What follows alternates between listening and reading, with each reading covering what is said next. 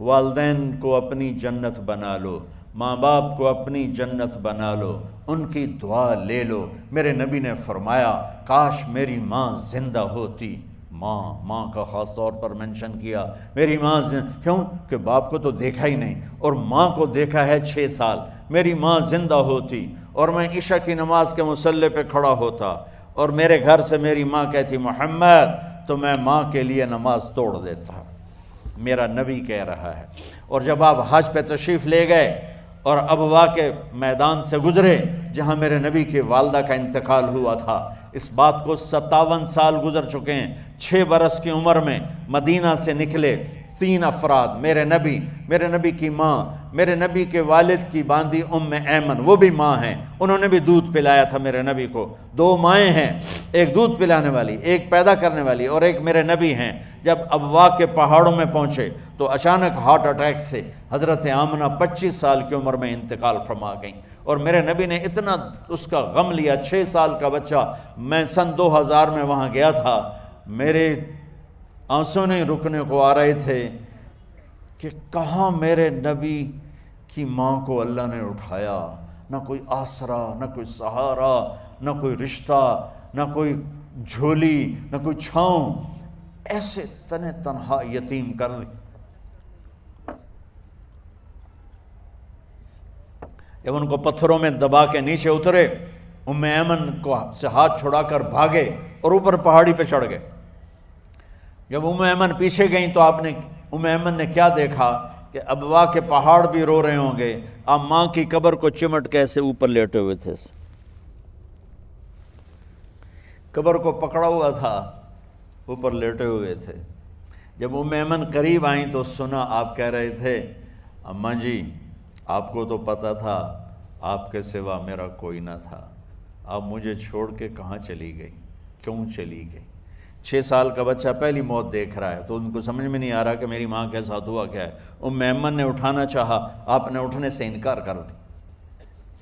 اس صدمے کو سینے میں لیے ہوئے 57 سال کے بعد، 7ویں دن بندہ رو نہیں سکتا، رونا ہی چاہے تو رونا نہیں آمدا، 57 سال کے بعد آپ اس وادی سے گزرے، آپ نے اونٹنی کو ماں کی قبر کی طرف موڑ دیا، اور ان پلرز کو 3 گنا کرو تو وہ پہاڑ بنتا ہے، چھوٹی پہاڑی تھی۔ اونٹنی کو نیچے بٹھایا، اوپر پہاڑ پر گئے، اور یہ مجھے دیکھو، یوں آپ نے گھٹنے کھڑے کیے ماں کی قبر کے سرانے، اور یہ ہاتھ یہاں رکھے اور پھر سر دیا اپنے گھٹنوں میں یوں، پھر رونا شروع کیا۔ اتنا روئے، اپریل کا مہینہ تھا، دھوپ سر پہ پڑ رہی تھی، ہم تو ٹھنڈی دھوپ میں بیٹھے ہیں، شدید دھوپ میں بیٹھے تھے، اور اس کنڈیشن میں یہ بچوں کا سٹائل ہوتا ہے جب لمبا رونا ہو تو وہ یوں بیٹھتے ہیں سر اندر دے کر۔ اتنا روئے کہ آپ کی داڑھی ساری آنسوں سے بھر گئی، سینہ تر ہو گیا، احرام تر ہو گیا، اور کئی گھنٹے بیٹھ کے روتے رہے۔ 2 جہان کے سردار ہو کر تمنا کر رہے ہیں کاش اماں تو زندہ ہوتی، تو مجھے کہتی محمد میں تیرے لیے نماز توڑ دیتا۔ اور میرے نبی نے، یہ بچیاں غور سے سنو، میرے نبی سے پوچھا گیا یا رسول اللہ قیامت کب آئے گی؟ آپ نے فرمایا یہ تو اللہ کو پتہ ہے۔ نے کہا یا رسول اللہ کوئی نشانی بتا دیں، تو آپ نے فرمایا جب بچیاں ماؤں کو ذلیل کریں گی تو قیامت آ جائے۔ جب بیٹیاں ماؤں کے ساتھ بدتمیزی کریں گی اور ماؤں کو ذلیل کریں گی تو قیامت آ جائے گی۔ ایک ماں بیٹی کو میں بھول نہیں سکتا، ماں کے موٹے موٹے آنسو گر رہے تھے، اور بیٹی ماں سے کہہ رہی تھی بھوک نہیں، ہماری اپنی پنجابی زبان، بھوک نہیں، اوئے ہوئے ہوئے ہوئے، یہ تو ہم نوکر کو کہتے ہوئے ڈرتے ہیں، وہ ماں سے کہہ رہی تھی بھوک نہیں، یعنی بکواس نہ کر، رو آگے چپ، صرف آنسو اس کے گر رہے تھے ایسا۔ شاید وہ یاد کر رہی تھی کہ 9 مہینے کیسے اس کو میں نے پیٹ میں پالا، جنتے ہوئے کتنی تکلیفوں سے گزری، اور اس کو دودھ پلاتے ہوئے کتنی راتیں میں نے کاٹ کاٹ کے گزاریں، اور اس کے پیشاب دھوتے ہوئے کتنی دفعہ میں سردی میں ٹھٹھری، اور آج جو مجھے کہہ رہی ہے بھوک نہیں۔ اس لیے میرے نبی نے فرمایا جس نے ماں باپ کو دکھ دیا، سنو غور سے بچوں سارے سنو، جس نے ماں باپ کو دکھ دیا اس پہ اللہ کی لعنت، اس پہ فرشتوں کی لعنت، اس پہ زمین آسمان کی لعنت، نہ ان کی نماز قبول ہے، نہ روزہ قبول ہے، نہ صدقہ قبول ہے۔ میرے نبی کی زندگی کا دوسرا روپ حقوق العباد، نماز حقوق اللہ میں آ جاتی ہے، میں حقوق العباد کی تھوڑی سی وضاحت کر رہا ہوں۔ ماں باپ زندہ ہیں تو دعا لے لو۔ والدین سے کہتا ہوں بچوں کو عزت دو، جہاں اولاد ماں باپ کے حقوق ہیں وہاں اولاد کے حقوق ہیں، اولاد کو عزت دو، اولاد کو عزت دو، اولاد کو عزت دو۔ بہت سی اولاد کی نافرمانی کا ذریعہ ماں باپ بن رہے ہیں، سختی کر کے، زبردستی کر کے اور ٹھونس کر چیزیں نوکروں کی طرح سلوک کر کے۔ میرے نبی کے گھر میں جب بیٹی فاطمہ ملنے کے لیے آتی تھیں تو میرے نبی بیٹھے نہیں رہتے تھے، یا اب چیئر پہ بیٹھے ہوئے بی بی فاطمہ آ گئی، اب زمین پہ بیٹھے ہوئے ہیں بیٹی آ گئی، اب چارپائی پہ لیٹے ہوئے ہیں بیٹی آ گئی۔ میرے نبی کیا کرتے تھے؟ کھڑے ہو جاتے تھے، کھڑے ہو جاتے، ایک دم کھڑے ہو جاتے تھے، اور پھر کھڑے نہیں رہتے تھے، تیزی سے آگے بڑھتے تھے اور حضرت فاطمہ کا ہاتھ پکڑ لیتے تھے۔ یہ والدین غور سے سنو، حضرت فاطمہ کا ہاتھ پکڑ لیتے تھے اور ہاتھ پکڑ کے مجھے دیکھو یوں بوسہ لیتے تھے، بیٹی کا بوسہ لیتے تھے، پھر ہاتھ چھوڑتے نہیں تھے، ہاتھ پکڑے پکڑے لاتے لاتے لاتے ان کو چارپائی پر پہلے بٹھاتے تھے پھر خود بیٹھتے تھے۔ یہ باپ اور رسول ہو کر بیٹی کو یہ عزت دیتے تھے۔ پھر وہ جنت کی عورتوں کی سردار بنی، پھر وہ جنت کے سرداروں کی ماں بنی، پھر وہ اللہ کے شیر کی زوجہ بنی۔ تو والدین سے کہتا ہوں کہ اپنے بچوں کو عزت دو، عزت دو، عزت دو، عزت دو۔ پھر آپ سے زندگی کے بڑے فیصلے ہیں شادی۔ اب لوگ اکٹھے پڑھتے ہو لڑکے لڑکیاں، اپنی شادی کے فیصلے خود نہ کرو، اپنے ماں باپ کے حوالے کرو۔ اس میں شرافت بھی ہے، اس میں برکت بھی ہے، اس میں رحمت بھی ہے، اور اس میں والدین کی دعائیں بھی ہیں۔ کورٹ میرج کو ہوا نہ دو، boyfriend girlfriend culture ہمارا نہیں ہے۔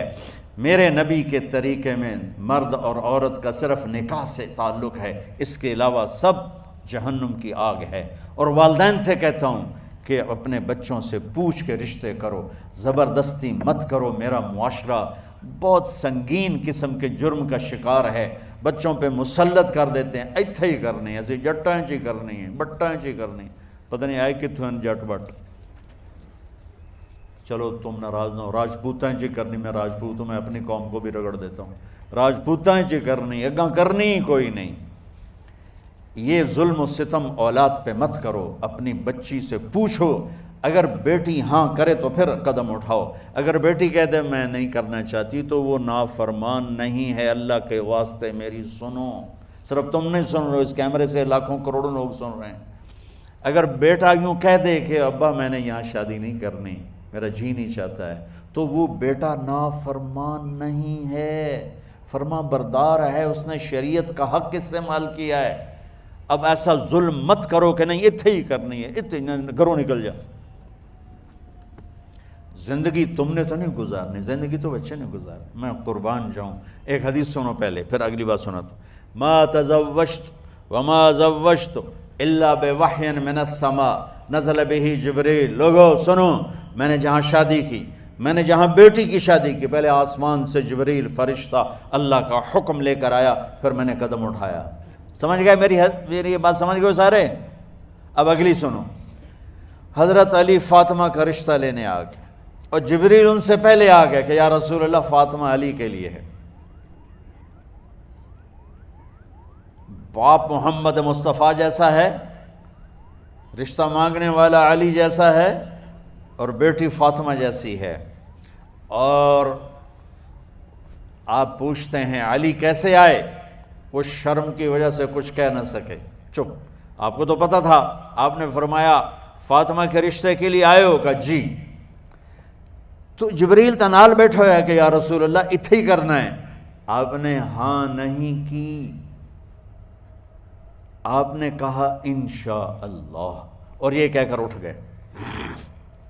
انشاءاللہ نبی کا ہاں ہی ہوتا ہے، لیکن جبریل کے آنے کے باوجود اور اللہ کے کہنے کے باوجود میرے نبی کو بھی پتہ ہے کہ یہ رشتہ یہاں کاتب تقدیر نے لکھ دیا ہے، لیکن امت کو سبق سکھانے کے لیے آپ گھر تشریف لے گئے۔ بیٹی فاطمہ کہ جی یا رسول اللہ، کہا علی کا رشتہ آیا ہے، میں ہاں کر دوں؟ سبحان اللہ۔ میں اپنے دیہاتی بچیوں پہ مجھے رونا آ گیا کہ جنہیں پتہ ہی نہیں ہوتا سانو کہیں دے نال بندے پہ جانور ہے یا انسان ہے۔ علی جیسا داماد، چلو علی کو چھوڑو، فاطمہ کو چھوڑو، جبریل آیا بیٹھا ہے، جبریل آیا بیٹھا ہے۔ اس کے بعد فاطمہ سے پوچھنے کی کیا بات ہے؟ جبریل آ کر کہہ رہا یا رسول اللہ، اللہ کہہ رہا ہے فاطمہ علی کے لیے ہے اور علی فاطمہ کے لیے ہے، اور پھر آپ کہتے ہیں بیٹی فاطمہ ہاں کر دو۔ ہماری تو آج کی بیٹیاں انکار نہیں کرتی، چپ کر کے گاں ماں اس طرح بن چھڑ دین کلے نال۔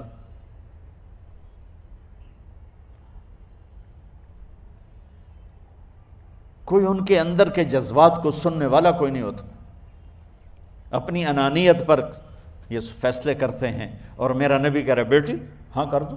سبحان اللہ۔ آپ کا کیا خیال ہے فاطمہ نے انکار کرنا تھا؟ یہ تو یہ بیٹیاں نہیں انکار کرتی تو فاطمہ نے کہاں کرنا تھا؟ لیکن یہ سبق دینا تھا ان والدین کو جو نادانی میں نادانی کے فیصلے کر کے اولاد کو ہمیشہ ایک ٹھنڈی آگ میں دھکا دے دیتے ہیں۔ حضرت فاطمہ رضی اللہ تعالیٰ عنہا نے جب ہاں کی پھر آپ باہر نکلے۔ اچھا مزے کا واقعہ ہو، حضرت علی اٹھ کے باہر نکلے تو صحابہ باہر کھڑے انتظار کر رہے تھے کہ کیا ہوا۔ حضرت علی کو بھیجنے والے تھے عبد الرحمن بن عوف۔ پہلے ابو بکر گئے تو آپ نے انکار کر دیا، عمر گئے رشتہ مانگا، آپ نے انکار کر دیا۔ عبد الرحمن بن عوف نے علی سے کہا آپ جائیں، آپ کا رشتہ رد نہیں ہوگا۔ کہنے لگے میرا تو ذاتی گھر بھی کوئی نہیں، مجھے کہاں سے رشتہ ملے گا، میں تو بالکل غریب ہوں۔ کہا نہیں تم جاؤ۔ تو واپس آتے انہوں نے عبد الرحمن بن عوف پہ چڑھائی کر دی، ویکھیا ہے نا تو میں نو گلے آئی، انکار ہو گیا۔ تو صحابہ نے پوچھا کیا ہوا؟ کہا کچھ کہا ہی نہیں، چپ کر کے اٹھ گئے۔ تو عبد الرحمن بن عوف کہنے لگے کچھ بولے صحیح، کہ بس اتنا کہا انشاءاللہ، کہا تو مبارک ہو، نبی کا انشاءاللہ ہاں ہوتا ہے۔ کہا اچھا، تو اتنے میں آپ باہر تشریف لے۔ کہا علی، کہا جی، کہا لو بلاؤ، لوگوں کو بلاؤ۔ ساری مسجد بھر گئی، آپ کی ساری مسجد فل ہو گئی۔ آپ ممبر پہ کھڑے ہوئے علی کو سامنے بٹھایا، کہا لوگو یہ جبریل میرے پاس اللہ کا پیغام لائے ہیں کہ میں فاطمہ بنت محمد کا نکاح علی بن ابی طالب کے ساتھ کر دوں۔ پھر آپ نے خطبہ پڑھا اور کہا کہ علی، ہائے ہائے ہائے، میں نے فاطمہ بنت محمد کو 400 درہم مہر کے عوض تیرے نکاح میں دیا، تو نے قبول کیا؟ حضرت علی نے زور سے نعرہ لگایا میں نے قبول کیا، اور سجدے میں چلے گئے، اللہ کا شکر کا سجدہ ادا کیا۔ پھر میرے نبی نے وہیں سارے مجمع کو شہد کا شربت پلایا اور تازہ کھجوریں کھلائیں، اور پھر جب رخصتی ہوئی تو آپ نے حضرت علی سے فرمایا کہ آپ آ کے لے جاؤ۔ پھر آپ نے حضرت ام سلمہ، حضرت حفصہ اور جناب حضرت عائشہ رضی اللہ تعالیٰ عنہ، ان تینوں کو بلا کر فرمایا تمہیں پتہ ہے نا مجھے فاطمہ سے کتنا پیار ہے، تو تم فاطمہ کو دلہن بناؤ، اس کی تیاری کرواؤ، اسے دلہن بناؤ۔ تو ان تینوں نے حضرت فاطمہ کو دلہن بنایا۔ پھر آپ نے حضرت علی کو پیغام بھجوایا، وہ تشریف لائے، اپنی اونٹنی لے کر آئے، حضرت عقیل ساتھ ہے، سلمان فارسی ساتھ ہے، اور دروازے پر اونٹنی بٹھائی، آپ علی کو اندر لے گئے اور یوں فاطمہ کا ہاتھ پکڑ کے علی کے ہاتھ میں دے کر فرمایا علی تمہیں نبی کی بیٹی مبارک۔ سبحان۔ پھر آپ نے کہا میری بیٹی فاطمہ، مجھے اپنے خاندان میں جو سب سے زیادہ محبوب تھا میں نے تیرا ہاتھ اس کے ہاتھ میں دے دیا ہے۔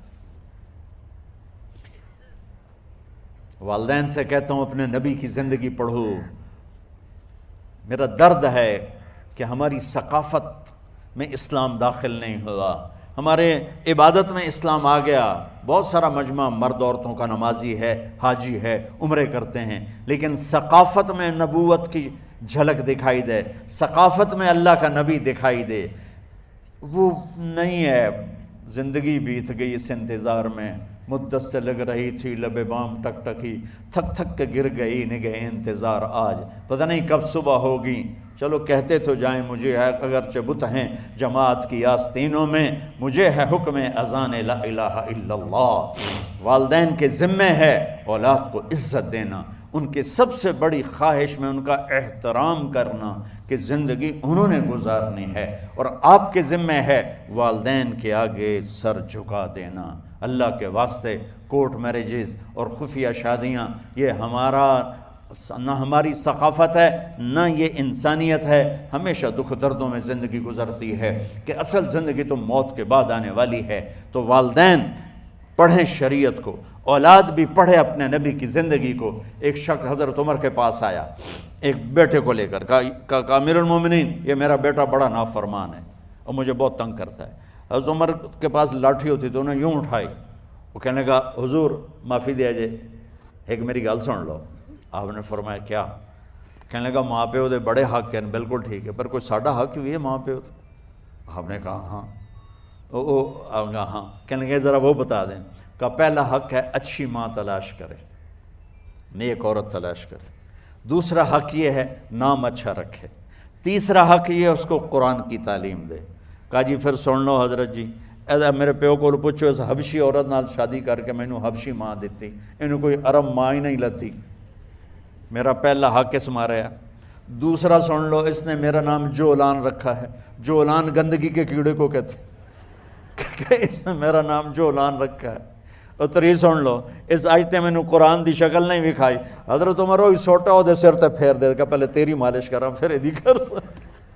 تو آج کے والدین بھی اپنی اولاد کے بارے میں بہت بہت بہت غافل ہیں، اور اولاد کا بھی حال یہی ہے، چونکہ ماں کیا ہے، باپ کیا ہے، اولاد کیا ہے، یہ شریعت، یہ قرآن بتاتا ہے۔